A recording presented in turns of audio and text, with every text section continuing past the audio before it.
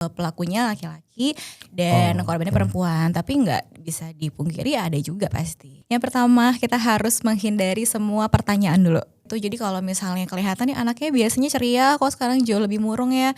Yang biasanya banyak omong sekarang jadi pendiam banget gitu misalnya, coba dia asesmen dulu. Dengan case ini naik ke media sosial, bagusnya adalah jadi edukasinya tuh makin banyak kan sekarang. Kapanpun waktunya ya, kalau memang merasa butuh bantuan datang aja. Atau malah jadi pelaku di masa depan itu bisa juga terjadi juga sebenarnya. Misalnya dalam hubungan ini sebenarnya secara emosiku seperti apa ya?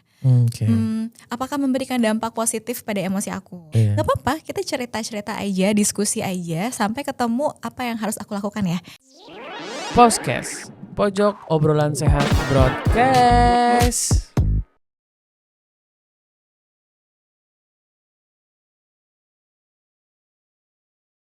Assalamualaikum warahmatullahi wabarakatuh. Waalaikumsalam warahmatullahi wabarakatuh. Selamat pagi Sobat Sehat semua, kembali lagi di acara Podcast Pojok Obrolan Sehat Broadcast.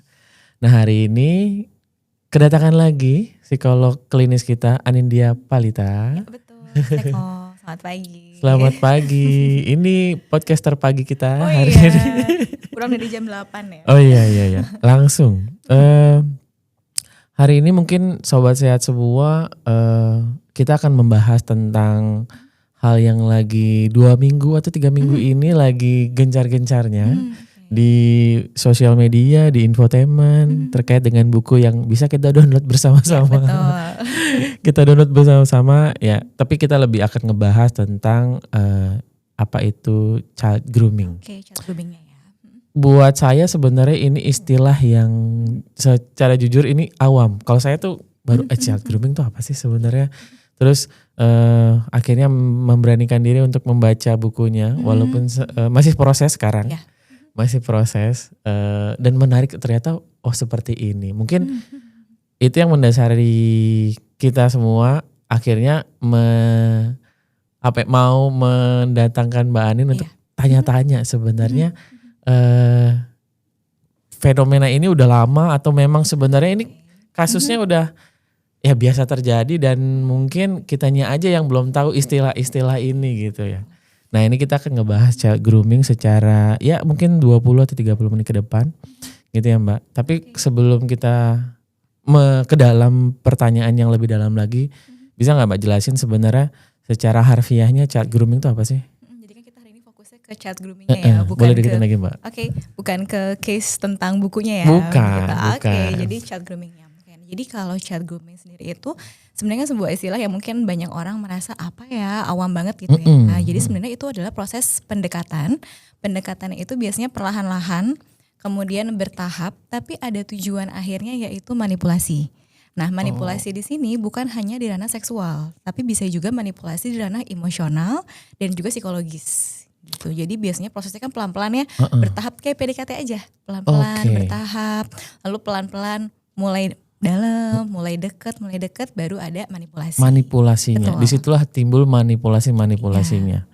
Kalau apakah itu emang karena child grooming udah pasti anak-anak ya? Betul. Nah, itu biasanya di usia berapa? Kalau anak-anak yang sekarang? Kalau misalnya anak remaja itu kan kalau batasan di masing-masing negara beda-beda ya Mas Eko ya. Cuma kalau kita ambil di Indonesia di bawah 18 tahun. Oh, di bawah 18 tahun.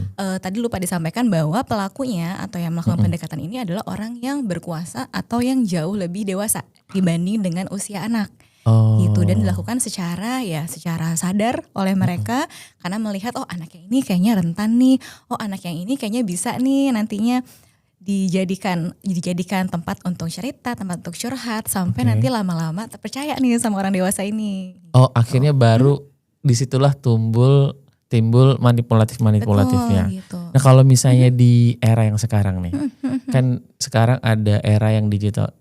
Child grooming seperti apa sih sebenarnya yang terjadi di baik di dunia nyata atau mungkin di sosial media atau mungkin di era digital ini?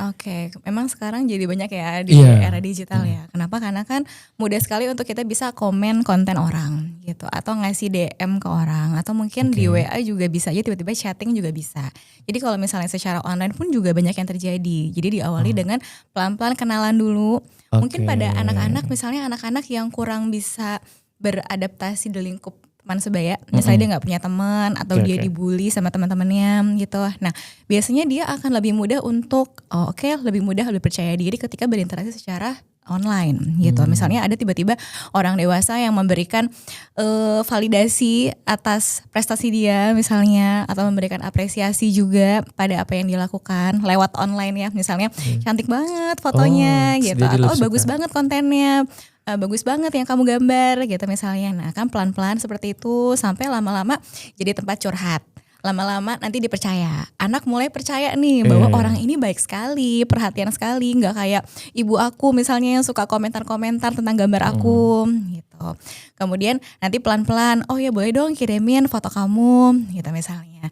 Habis kirim foto, biasanya pelan-pelan kayak gitu. Akan bertahap, bisa ngirim-ngirim foto itu. Iya, karena pelan-pelan kan pelan-pelan ya prosesnya, PDKT-nya pelan-pelan, bertahap banget dan dengan penuh perhatian. Karena biasanya akan sangat penuh perhatian. Gitu kan, anak yang nggak dapat afeksi dari teman-teman, nggak dapat afeksi keluarga, ada orang baru yang muji-muji dia terus memperhatikan, pasti kan akan aku dipercaya sekali sama orang ini.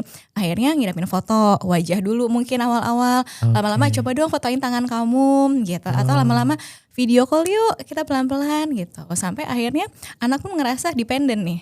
Gitu, dia ngerasa kayak ternyata hubungan ini tuh hangat sekali ya, hubungan ini tuh nyaman sekali ya, akhirnya memberikan apapun yang diminta sama orang tersebut. Apapun itu. Betul gitu, kalau sudah timbul kepercayaan yang dibangun dari awal. Biasanya proses itu berlangsung berapa lama? Sebenarnya semua tergantung dari relasinya juga ya. Gitu. Ada yang cepat, tapi ada juga yang lama juga. Karena biasanya manipulasinya itu tuh terjadi ketika anak sudah memberikan kepercayaan dulu. Artinya kan ketika kita sudah memberikan kepercayaan ke orang, ada prosesnya ya, dari mulai kenalan dulu, terus refleksi emosi juga, jadi tempat curhatnya anak. Misalnya anaknya curhat tentang orang tuaku berantem terus nih, oh iya ya gitu, terus kamu sabar banget ya orangnya ya gitu misalnya. Atau yang paling sering tuh biasanya dibilang gini pelakunya, kamu tuh lebih dewasa ya dari usia kamu gitu. Kita kalau ngobrol kok nyambung ya gitu. Jadi kayak anak jadi merasa aku ternyata ada yang suka ya, ternyata ada yang memuji aku ya gitu. Jadi akhirnya muncullah hal-hal yang eksploitasi tadi. Betul. Tapi gini Mbak, kan kalau kemarin kan case-case-nya kebanyakan wanita. Apakah itu bisa terjadi di pria juga? Bisa banget. Bisa banget. Gitu. Bisa banget kayak gitu. Cuma ya semua tergantung ini juga ya, mesti tergantung pelakunya juga. Karena ya kalau misalnya case-case yang sering kali muncul datang ke ruang sesi konsultasi sih memang kebanyakan sih pelakunya laki-laki dan korbannya perempuan. Tapi nggak bisa dipungkiri ada juga pasti.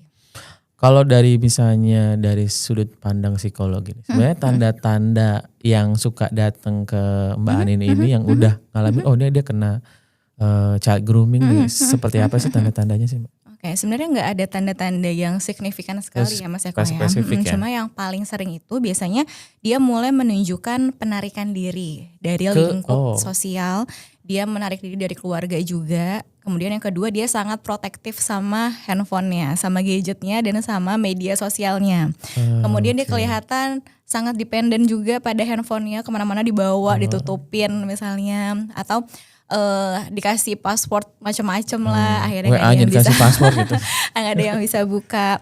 Lalu kemudian kalau misalnya di ranah akademis kadang-kadang karena kan misalnya yang hubungannya online nih kan ada video call sampai malam, sampai dini hari, akhirnya besok paginya nggak fokus belajar, ada penurunan kondisi.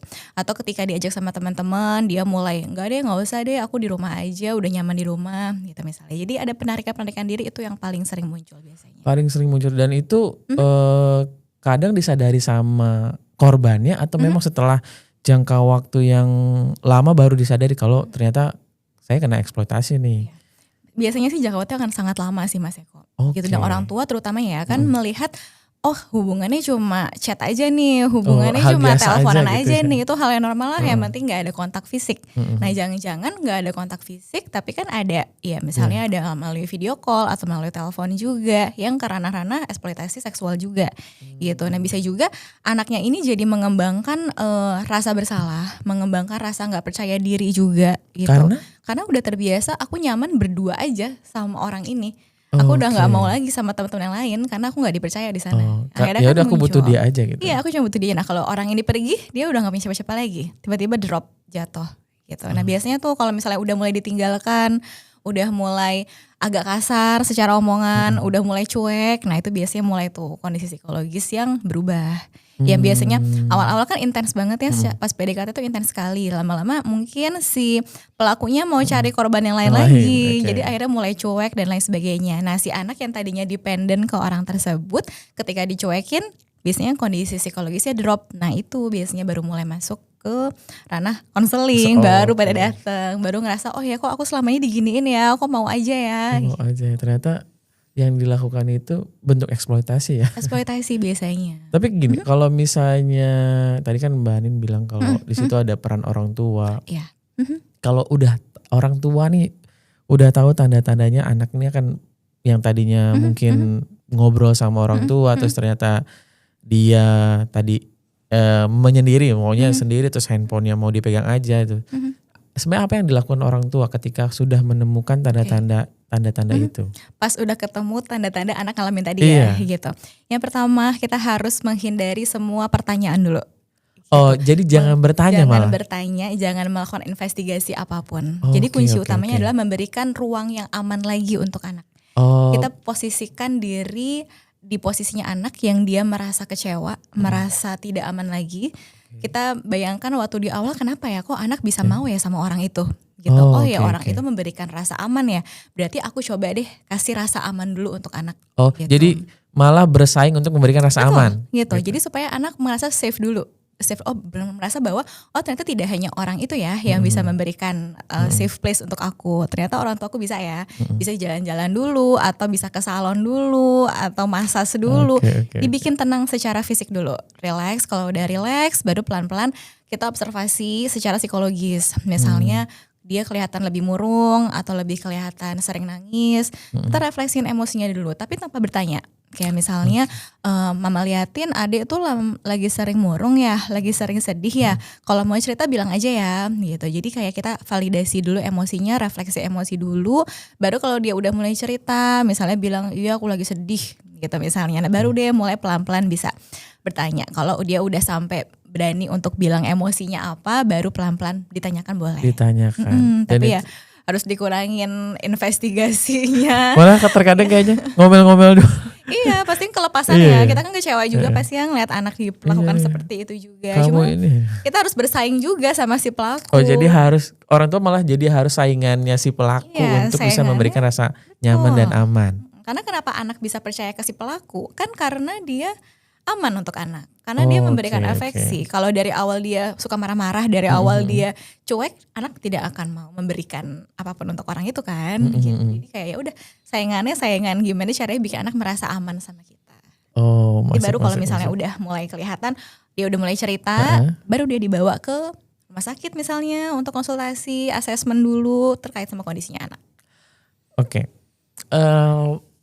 Menurutku kalau misalnya itu peran orang tua, bagaimana peran misalnya sekolah dan teman-teman sebayanya? Kalau misalnya ngelihat temannya sudah mulai menarik diri, terus ternyata dia ketemu jalan sama orang yang lebih dewasa, kan biasanya teman-temannya bilang, ih itu kok jalannya sama yang lebih tua, apalagi kalau misalnya anak sekolah yang SMP, SMA yang pacaran dengan orang-orang yang sudah bekerja gitu mungkin ya. Gimana teman? Kalau keluarga kan ya pasti kan tempat aman dulu ya tadi ya. Kalau misalnya teman-teman kadang-kadang agak sulit ya untuk bisa mencegah temannya juga. Mungkin memahami itu juga sulit. Agak sulit ya. Paling kalau teman-teman ya perannya adalah menjadi tempat untuk temannya bercerita juga gitu. Karena kenapa dia bisa cari afeksi dari orang lain kan mungkin dia tidak diterima di pertemanan gitu. Jadi kalau teman-teman ya udah jadi tempat untuk bercerita. Kalau misalnya dia ada masalah sama si pelaku itu jadi tempat cerita juga. Terus kalau misalnya sekolah sih lebih ke deteksi perubahan perilaku sih Mas Eko. Deteksi perubahan gimana tuh Mbak? Jadi kayak misalnya nih anak ini biasanya dia fokusnya bagus nih. Kok ada sesuatu yang aneh ya? Ada apa nih? Dan koordinasi juga dengan guru BK yang ada di sekolah juga gitu. Jadi kalau misalnya kelihatan nih anaknya biasanya ceria, kok sekarang jauh lebih murung ya. Yang biasanya banyak omong sekarang jadi pendiam banget gitu misalnya. Coba deh dia asesmen dulu. Kalau dari guru BK biasanya kan nanti ada screening juga terkait kondisi psikologisnya anak. Kalau dirasa ada gangguan klinis biasanya nanti akan dirujuk ke psikolog atau psikiater. Oh jadi memang tujuannya malah ke bagaimana ini bisa bisa di apa ya, bisa diperbaiki nggak gitu. Iya kayak gitu, karena tujuannya adalah ya gimana caranya anak nanti bisa berelasi secara sehat dengan teman sebaya. Sesuai dengan usianya ya. Betul, sesuai sama usianya. Kalau Oke. misalnya dia emang mau deket sama cowok atau Oke. yang cowok mau deket sama cewek ya dengan yang sebayanya. Oh, akan lebih baik lah ya. Akan jauh lebih baik. Akan Kan jauh secara omongan juga sama, secara kedewasaan juga sama. Dan nggak ada tujuan manipulasi biasanya. Oh. Tapi apakah memang ujung-ujungnya akan manipulasi ketika berpasangan dengan anak berpasangan dengan orang dewasa? Rata-rata iya Mas Eko. Rata-rata. Rata-rata iya gitu. Karena biasanya kan secara gap usia tuh sangat jauh. Atau gitu. memang karena emang kebutuhan orang dewasanya. Ya, kebutuhan si orang dewasanya itu, dan dia biasanya sebelum mendekati juga sudah melakukan screening juga biasanya. Oh gitu. Mana sih anak-anak nih yang bisa aku dekatin? Oh, Contohnya tuh oke, anak-anak oke. yang self esteemnya kurang, kepercayaan dirinya kurang gitu. Atau anak-anak yang konten-konten di media sosialnya tuh galau-galau terus misalnya. Itu kan mudah untuk sedih banget ya kamu digituin ya sama teman kamu gitu. Jadi lebih mudah untuk bisa direfleksiin emosinya.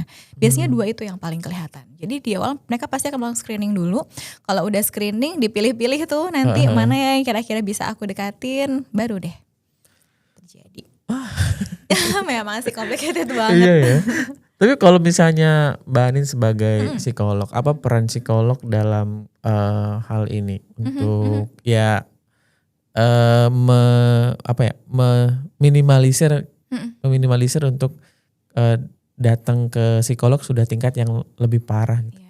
Sebenarnya salah satu contohnya adalah dengan podcast kayak gini Oh, juga iya, ya, iya. edukasi dari rumah sakit juga terkait dengan definisi child grooming juga. Karena mungkin banyak yang menganggap ini hal yang wajar gitu. Oh, itu dia mewajarkan hal yang seperti mewajarkan. ini tuh sebenarnya Iya. nggak bagus ya. Sebenarnya ada case yang kemarin lagi booming ini juga sebenarnya bagusnya adalah jadi orang tua tuh aware juga gitu kan dengan Oke, kondisi oke. anak. Mungkin selama ini kan kayak nggak apa-apa lah kan lebih dewasa ya bisa menjaga. mengayomi, bisa menjaga atau nggak apa-apa ntar dia bisa diajarin cara untuk daftar kuliah gitu misalnya. Nah jadi kayak dengan case ini naik ke media sosial sebenarnya bagusnya adalah jadi edukasinya tuh makin banyak kan sekarang gitu. Jadi Oke.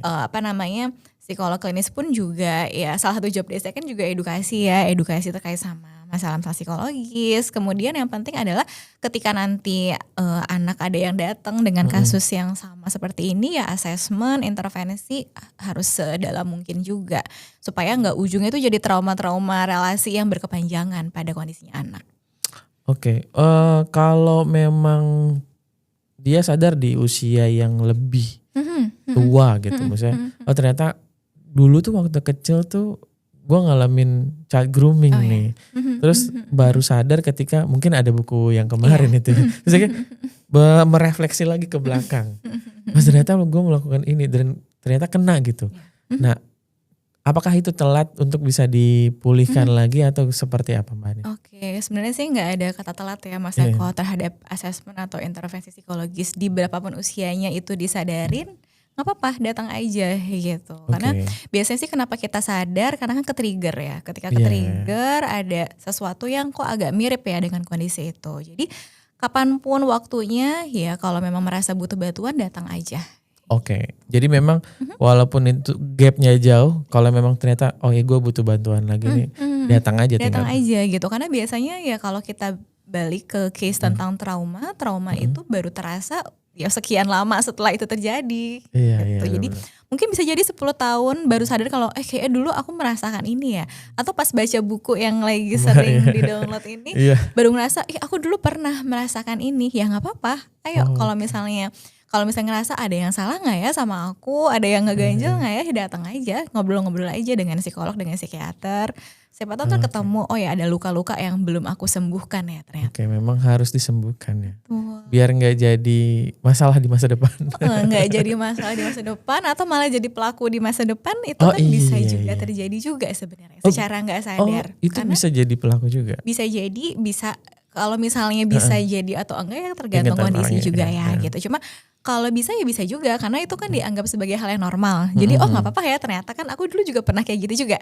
Gitu misalnya. Oh iya iya. Karena merasa itu bukan sesuatu yang salah, merasa bukan sesuatu yang secara norma juga nggak baik gitu. Cuma kalau sekarang kan mungkin secara label udah kelihatan ya labelnya Iya. negatif nih, jadi lebih bisa dihindari sih kalau sekarang ini. Kalau sekarang, Mm-mm, kalau mudah-mudahan ya lebih bisa diminimalisir karena memang informasinya jadi lebih banyak. Betul. Di mana-mana kan lagi sering bahas juga ya. Jadi kayak orang tua pun harapannya lebih aware Aware. dengan kondisinya anak, lebih sering Liatin paham tuh. kalau iya. Kalau misalnya ternyata sama teman sekelasnya, sama kakak kelasnya ya nggak apa-apa. Tapi kayaknya yang ini dari foto agak lebih dewasa ya. Coba deh dicari tahu dulu deh sendiri. Mendingan cari tahu sendiri dulu, googling dulu tuh nama orangnya siapa, baru nanya deh ke anak itu siapa. Oh iya. Itu tadi menimbulkan rasa nyaman dan aman dulu buat anak, biar nggak ngerasa dihakimi. Iya, gitu. karena biasanya anak yang jadi korban child grooming itu dia pasti secara nggak sadar punya rasa bersalah, ada guilty feelingnya juga gitu. Karena ngerasa kayak teman-teman kayaknya ngerasa aneh deh kalau aku pergi sama si kakak yang ini, gitu. Kan udah mulai ngerasa guilty ya. Nah, pasti ketika orang tua nanya dia akan ngerasa kayak aku pasti disalahin nih, aku pasti nanti dimarahin nih, pasti jadi akhirnya menutup diri. Rasa takut aman karena paling itu ya, takut karena disalahin, dimarahin. Iya, karena dia tahu dia salah sebenarnya pasti. Oke, menarik. Pertanyaan terakhir, Mbak Anin, buat orang tua atau mungkin anak yang merasa memang kayaknya gue lagi berpasangan dengan orang-orang dewasa, harus apa yang dilakukan? Oke, yang pertama dilakukan adalah sadari emosi diri sendiri dulu, gitu. Sadari emosi. Emosi dulu yang disadarin, misalnya dalam hubungan ini sebenarnya secara emosiku seperti apa ya? Apakah memberikan dampak positif pada emosi aku? Atau malah memberikan dampak negatif terhadap emosi aku?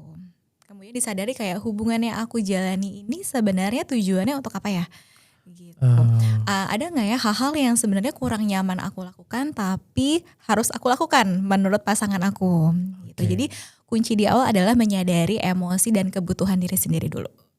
Baru nanti pelan-pelan kayaknya aku harus lepas deh misalnya dari hubungannya, tapi kok sulit sekali ya gitu ya. Bisa bercerita ke orang terdekat dulu, atau kalau tidak nyaman untuk bercerita bisa datang ke profesional juga, ke rumah sakit, ke psikolog, ke psikiater untuk berdiskusi dulu aja. Itu gak apa-apa kan? Gak apa-apa banget gitu. Jadi walaupun rasanya kayaknya aku gak kenapa-napa deh, gak apa-apa, kita cerita-cerita aja, diskusi aja sampai ketemu apa yang harus aku lakukan ya dalam hubungan ini. Oke, buat orang tua penting soalnya. Buat orang tua mungkin bisa denger nih, harus memberikan rasa yang aman dan nyaman. Rasa yang aman gitu. Dan sebenarnya menemani anak untuk konsultasi ke psikolog juga bisa gitu. Misalnya menemaninya nggak masuk ke dalam ruangan juga nggak apa-apa. Gitu misalnya anak kayaknya belum nyaman nih untuk cerita ke orang tua, ya udah yang datang ke dalam ruangan anaknya dulu aja, misalnya orang tua tunggu di luar nggak apa. Jadi paling nggak anak tahu kalau paling nggak orang tua tuh support tuh untuk kesehatan mental aku ternyata, walaupun menemani di luar aja. Oke, memang ternyata ya nggak apa-apa kok, konsul aja. Gitu. Betul. Ini buat sahabat sehat semua dan buat orang tua di luar sana. Jadi jangan takut untuk mencoba mengkonsulkan anaknya dimanapun ya, misalnya mau di rumah sakit atau di puskesmas juga ada psikolog. Jadi dan di Jakarta juga ada Jeker kan? Ada. Udah ada ya di Jeker. Jadi bisa segala macam yang mau dicurhatkan ya bisa.